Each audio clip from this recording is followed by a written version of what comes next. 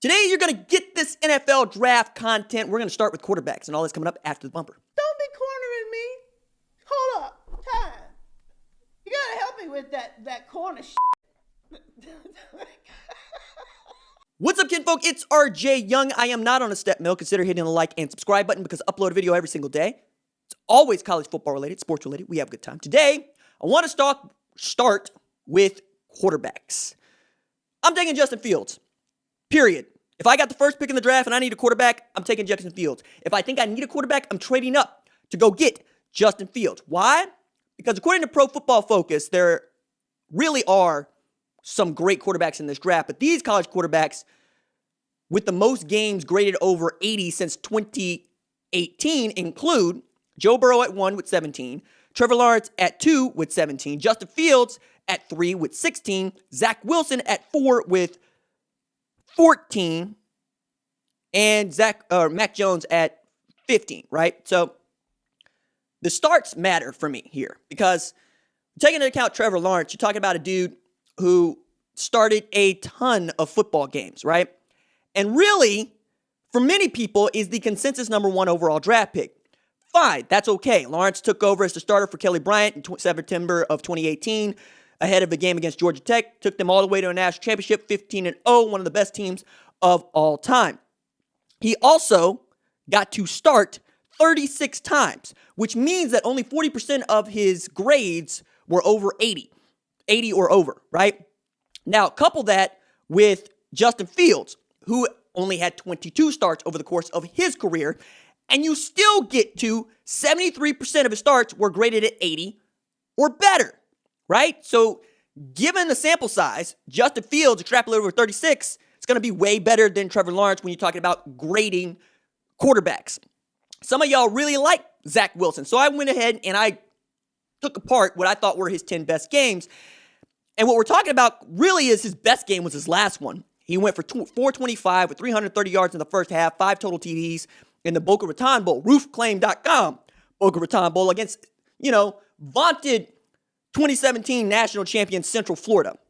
Okay, Central Florida's defense ranked 70th in points per play last year, 92nd in completions per game, and it allowed the 96 yards per play.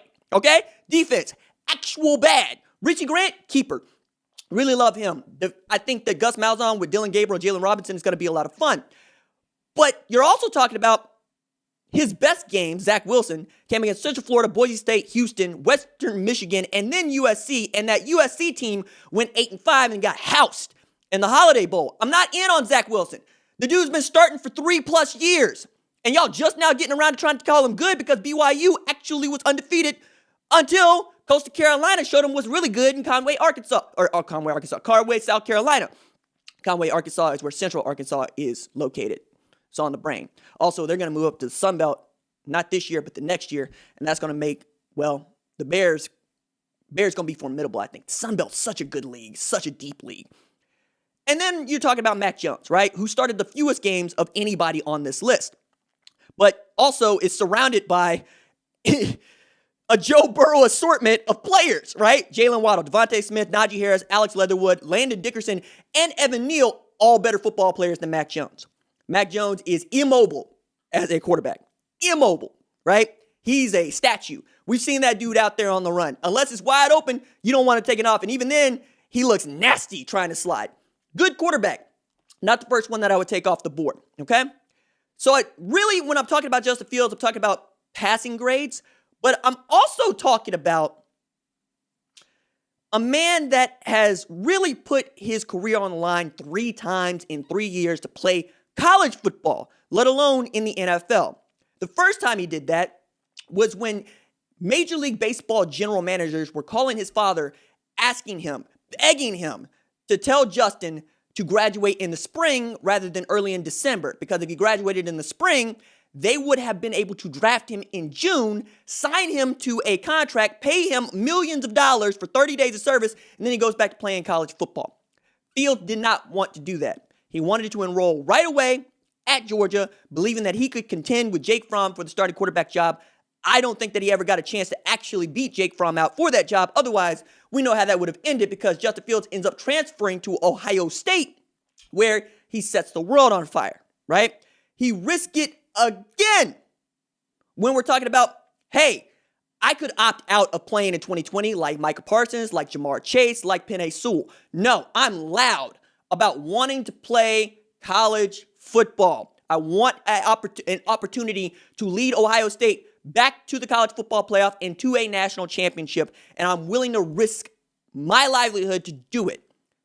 We got hundreds of thousands of people signing a petition saying, hey, Big Ten, we know that you canceled the season. Reverse that decision because these kids want to play. Not only did he do that, he led Ohio State to the national championship game. But the third time that he put his livelihood on the line, he's got a busted hip. It looks like a busted hip. It looked way worse than that against Clemson. Okay? It looked like he was going to have to be taken out of the game because the man could barely carry out a fake on the run plays, right? No. He goes for 385 on 22 of 28 with 6 tutties and 1 pick against Clemson. Boat raced Clemson. All right? Risked it 3 times in 3 years, twice in 1 year to play college football so he could get better at playing college football. The only thing that you could probably say Justin Fields doesn't have that Trevor Lawrence has is starts. And we have lots of data to show that the more starts you have in college, the better off you're probably going to be in the NFL. Which is another reason why Justin Fields wanted to play college football. He wanted to be a better NFL quarterback. I also understand that in the locker room, everybody wants to follow Justin Fields. Not to say that they don't want to follow Trevor Lawrence, but that's not something you have to worry about. He's got all the tools you want. He's got the demeanor that you want, and he loves to play football. Somebody's going to take Trevor Lawrence. Trevor Lawrence is going to be great. But I would take Justin Fields because of all the reasons that I laid out for you. Zach Wilson, for me, is still not even... He might be the 4th or the 3rd best quarterback in the draft, maybe, depending on how you feel about Trey Lance, right? Because he's more mobile than Mac Jones, and if you put Zach Wilson in a position where Mac Jones was, we're likely to think that Zach Wilson could have similar results. Would he be the NCAA's passer efficiency ratings leader all time for a season? No, probably not, because we've seen what that looks like. Like Tua Tagovailoa got close to it and broke it after Baker Mayfield got close to it and broke it. Kyler Murray got close to it, and Joe Burrow got close to it, right? All the dudes that I mentioned, including Zach Wilson, are more mobile than Mac Jones. And again, Mac Jones is playing with a really outstanding assortment of players. So that's quarterback, all right? When we get back to the series, we'll talk about offensive line. We'll talk about running backs. We'll talk about skill players. All right, that's it for me. Deuces.